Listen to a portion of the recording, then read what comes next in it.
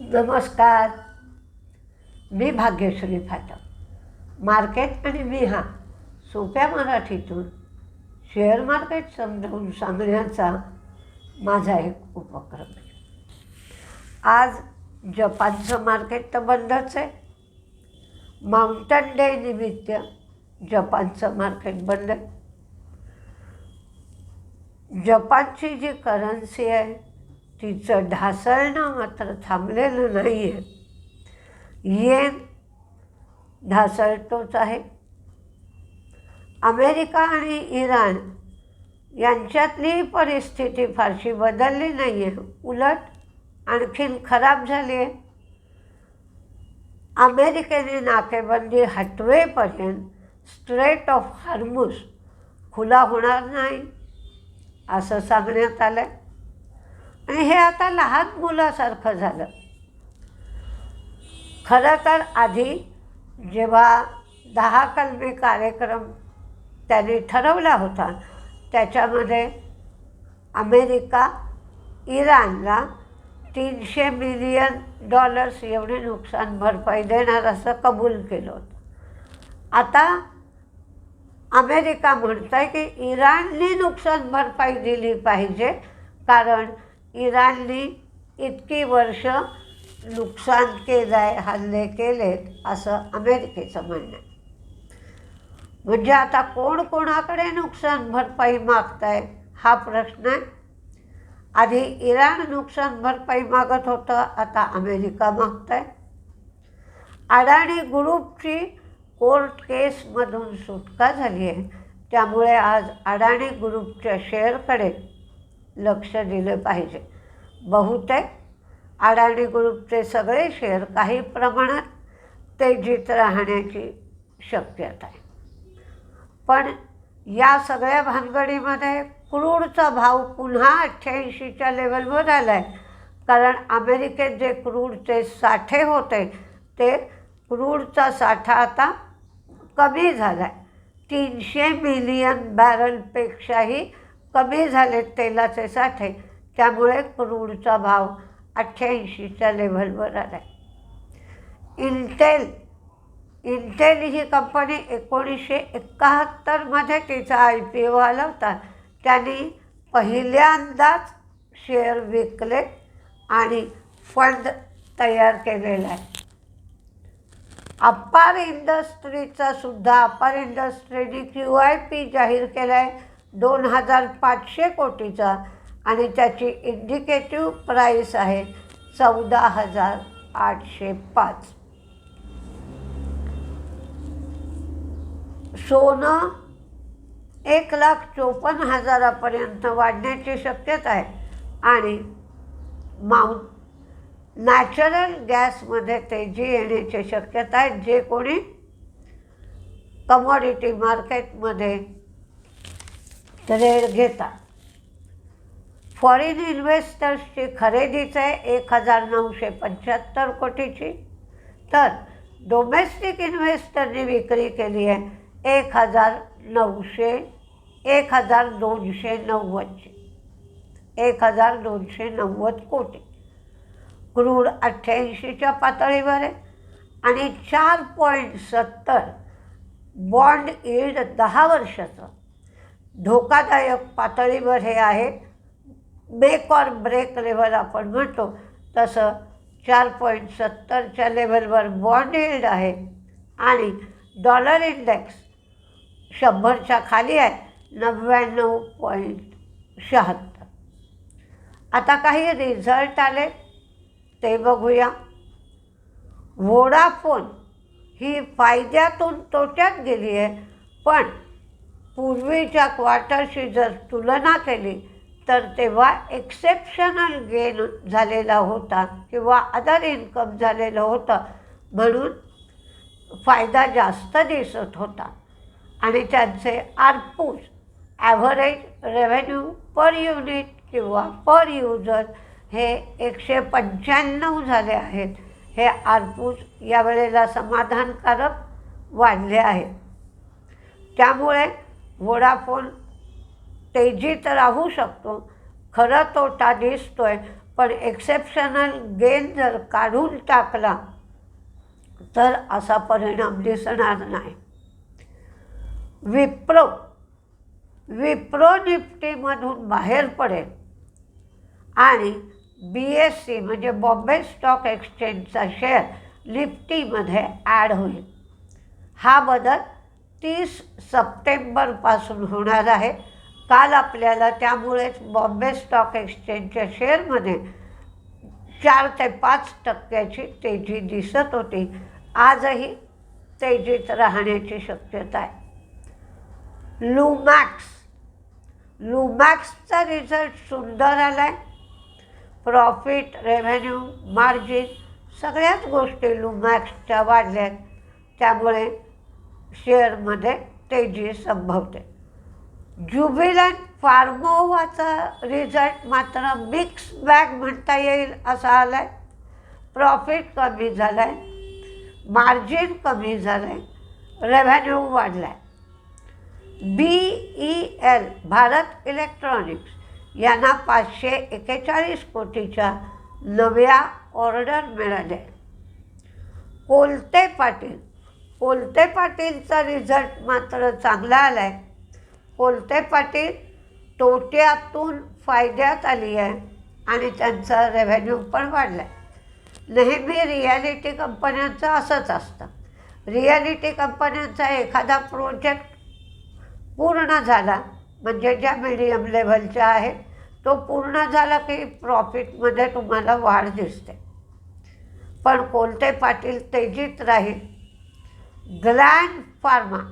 Gland फार्माचाही result चांगला आला आहे. म्हणजे तेजीत राहील किंवा मंदीत राहील हे तो रिझल्ट बघता रिझल्ट तेजीच्या दृष्टीने अनुकूल आहे असा अर्थ घेता येतो. ग्लँड फार्मा याचा पण प्रॉफिट, रेव्हेन्यू, मार्जिन वाढला आहे. KEC इंटरनॅशनल तेवढा रिझल्ट चांगला दिसत नाही किंवा कमजोर दिसतो आहे. प्रॉफिट कमी झाला आहे, रेव्हेन्यू फ्लॅट आहे, मार्जिन पण कमी झालं आहे. लॉइड्स मेटल याचा प्रॉफिट वाढला आहे, रेव्हेन्यू वाढला आहे, मार्जिन कमी झालं आहे आणि अदर इन्कमचा समावेश आहे. लुपिनच्या एका औषधाला US FDA मंजुरी मिळाली. एम्बसी डेव्हलपमेंट यांचा लॉस वाढला आहे, रेव्हेन्यू कमी झाला आहे. चॉईस इंटरनॅशनल प्रॉफिट वाढला आहे, रेव्हेन्यू वाढला आहे, मार्जिन कमी आहे. आयडिया फोर्ज यांचा लॉस कमी झाला आहे, रेव्हेन्यू वाढला आहे. CMS इन्फो प्रॉफिट आणि रेव्हेन्यू वाढला आहे. शारदा मोटर प्रॉफिट कमी, मार्जिन कमी, रेव्हेन्यू वाढला आहे. रुपा आणि डॉलर म्हणजे टेक्स्टाईलचे रिझल्ट मात्र सुधारत आहेत असंही दिसत आहे. रुपाचा रिझल्ट चांगला आला आहे कारण बरेच दिवस आता काय म्हणायचं ते समजत नाही. पण करोनाच्या काळामध्ये मिळेल की नाही म्हणून लोकांनी सगळ्या गोष्टी घरात खरेदी करून ठेवल्या होत्या. वर्क फ्रॉम होम होतं त्यामुळे तोच गठ्ठा सगळ्यांकडे शिल्लक असावा.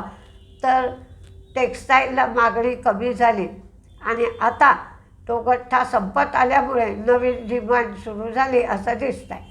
त्यामुळे रुपाचा रिझल्ट चांगला आहे.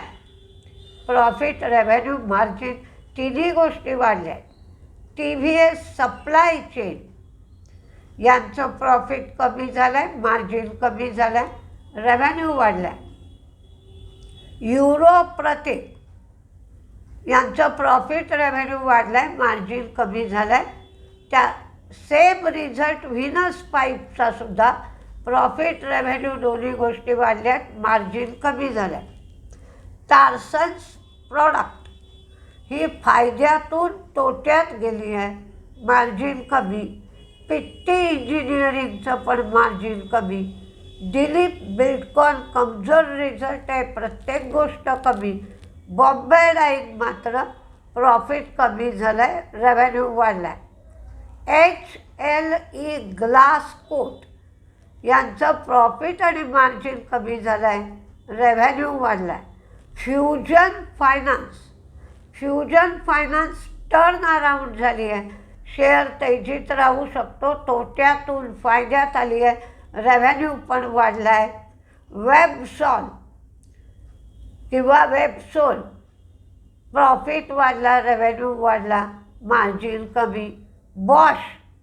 बॉशचा प्रॉफिट कमी झाला, रेव्हेन्यू वाढला, मार्जिन वाढलं. मी मगाशीच सांगितलं तुम्हाला की टेक्स्टाईलचे रिझल्ट चांगले आहेत किंवा होजिअरी कंपन्यांचे चांगले आहेत, तर डॉलरचाही रिझल्ट चांगला आहे. प्रॉफिट, रेव्हेन्यू, मार्जिन सगळंच वाढलं. कार्सिल CARYSIL यांचेही रिझल्ट चांगला आहे, प्रत्येक गोष्ट वाढली. त्रिवेणी टर्बाईन प्रॉफिट आणि मार्जिन कमी झालं, रेव्हेन्यू वाढला. PC ज्वेलर यांची प्रत्येक गोष्ट वाढली. अँटनी वेस्ट प्रॉफिट कमी, रेव्हेन्यू वाढला. प्रिसिजन वायरिंग रिझल्ट चांगला आहे, प्रत्येक गोष्ट वाढली आहे. आणि झी एंटरटेनमेंटचं प्रॉफिट कमी झालं आहे, रेव्हेन्यू कमी झाला आहे. प्रॉफिट कमी झालं आहे, मार्जिन कमी झालं आहे, तर रेव्हेन्यू वाढला आहे. आता मी आत्ता रिझल्ट सांगत असताना तुमचीच मागणी होती की रिझल्ट बरोबरीने त्याचा काय परिणाम होईल शेअरवर ते पण सांगत चला, म्हणून मी सांगते आहे. साधारण आज कुठल्या शेअरकडे लक्ष ठेवावं, तर ज्युपिटर वॅगनला 211 कोटीच्या 2 ऑर्डर मिळाल्या आहेत. झेन टेक्नॉलॉजीला 295 कोटीची ऑर्डर रक्षा मंत्रालयाकडून मिळाली आहे. अडाणी ग्रुपच्या शेअरकडे आज लक्ष देणं गरजेचं आहे. त्याचबरोबर precision wire, JSW energy, Maruti, Vedanta aluminium, Wockhardt, Kolte Patil, gland pharma, Mahindra and Mahindra, NBCC, Bombay stock exchange, Vodafone, Bharat electronics, Yatharth hospital आणि माझगाव डॉक्स या शेअरकडे सुद्धा लक्ष द्या. हे सगळे शेअर तेजीत राहण्याची शक्यता आहे, पण शेवटी मार्केटची लहर किंवा मार्केटचं काय मत आहे हे नेहमी महत्त्वाचं ठरतं. म्हणजे जसं राजा बोले प्रजा हाले, तसं मार्केट बोले आणि ट्रेडर्स हाले, तशी अवस्था आहे. मार्केटचा मूड सर्वात महत्त्वाचा, मार्केटची जजमेंट, मार्केटचा निर्णय हा सर्वात महत्त्वाचा, आणि तो निर्णय विचारात घेऊनच तुम्हाला किंवा आम्हाला मार्केटमध्ये ट्रेडिंग, इन्व्हेस्टमेंट, इंट्राडे जे काही करायचं आहे ते करावं लागेल. पण निफ्टीचा अंदाज घेतला तर सुरुवातीला मार्केट मंदीत उघडेल असं वाटतं आहे, कारण 50-54 पॉईंट निफ्टी डाऊन दिसतो आहे आणि सकाळी उघडल्यापासून त्याचं मंदीत जाण्याचं प्रमाण वाढतं आहे. या सगळ्या गोष्टींकडे लक्ष देऊन तुम्ही ट्रेड करावा. बघूया तरी पण काय काय होतं आहे ते. नमस्ते.